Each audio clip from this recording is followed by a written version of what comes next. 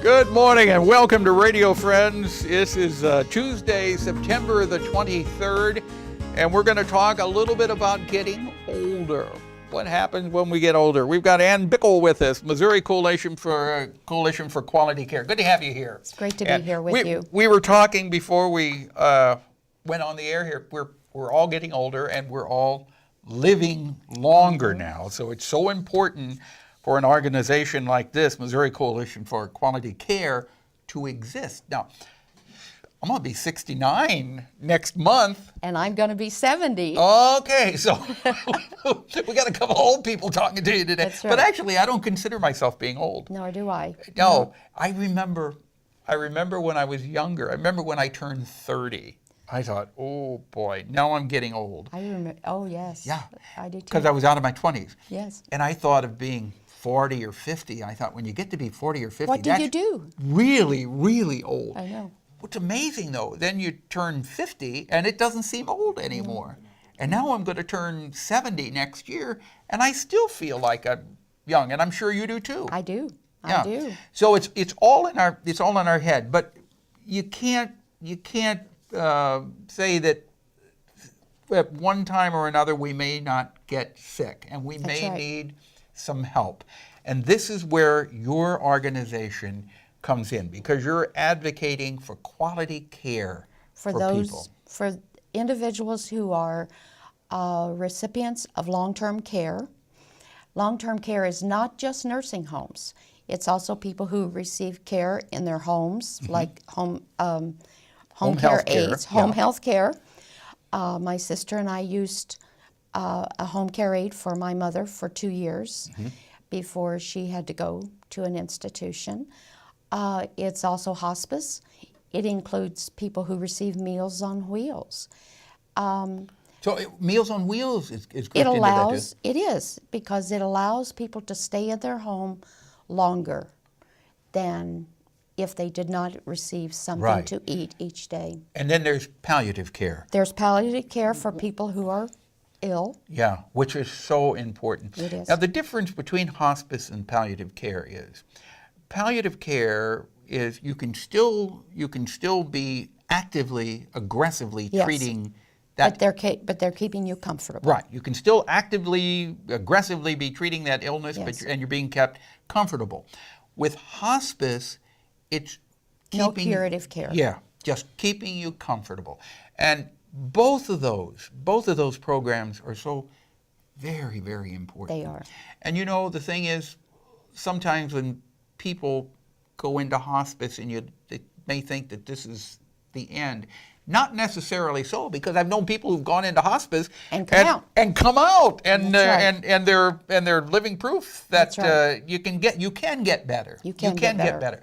But what are you doing with this organization? What are you trying to accomplish? We want to ensure that people, whatever level of care, long-term care they're receiving, that they receive as good a care as possible. So how do you assure that?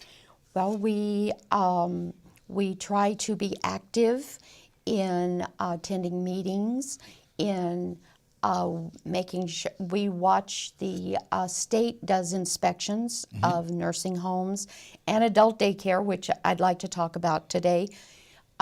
They inspect them, and we keep track of who's getting deficiencies, is what they call them. You were telling me that Boone County is the #1 county in our state for good care for seniors. The cost of living, access to health care, access to affordable housing, long-term care costs. Boone County is #1 in our state. In the entire state? In the entire state, and has been for several years. Okay, so if you're a senior and you're living in Boone County, you consider yourself Lucky. fortunate. Yes. But that doesn't mean that the other counties in the area No. are not taking Cole good care. County's number 2, Uh-huh. which is nice. Yeah. Now, you wanted to touch on adult daycare. We have one here, which is in partnership with the Sinclair School of Nursing, right? Yes. And the university. Yes, the Adult Day Connection is a wonderful program. Adult daycare allows families who are caring for a senior or a disabled adult to continue working. The program is set up very much like childcare. You take them in the morning and they stay during the day.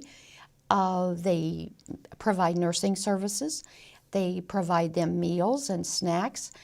They do planned activities that is appropriate for the level that you will, in Boone County, you'll see your Adult Day Connection people out all over. They do lots of field trips. And the thing, keep in mind, is you may not need to take your loved one in every day. That's right. To adult daycare. Maybe it's just 2 days a week, or maybe it's 3 days a week. But it's there if you need it. And the other thing you keep in mind is that I believe, correct me if I'm wrong, but I think it's you pay on a sliding scale depending on what your income is. Some of them.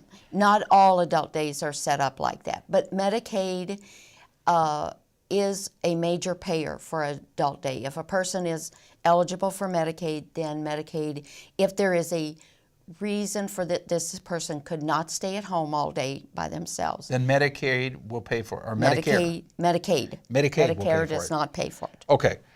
You know, and it can become complicated, but there are answers out there for you. There are agencies that you can turn to for more information.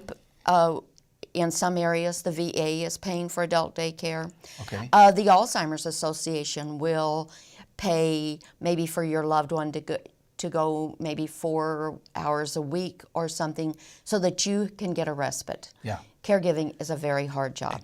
And what's so important to keep in mind is if you are taking care of your loved one, that you also need to take care of yourself. Because if you get sick or you become emotionally distraught, you're not going to be able to That's when continue. elder abuse happens. Okay, so it is important for you to take care of yourself and to take some time off for yourself also. Yes, that is very important. And if people want more information about the Missouri Coalition for Quality Care, is there a phone number they can call? Or can they go to the website and Google it? They can go. It's www.mcqc.com. Okay, you got it. And Bickel, thank you so much for coming by. Thank you for having us. Pleasure chatting with you. Tomorrow, Mel Zelenik will be on. We'll have some consumer tips and money-saving travel tips for you. Our program directed by Travis McMillan, Reynolds Journalism Institute. Audio is Kyle Fellings from KBIA. Our floor director is Lowell Thomas. And our assistant producer and guest coordinator, Uncle James Mauser. We'll see you tomorrow. Thanks for listening. Bye-bye.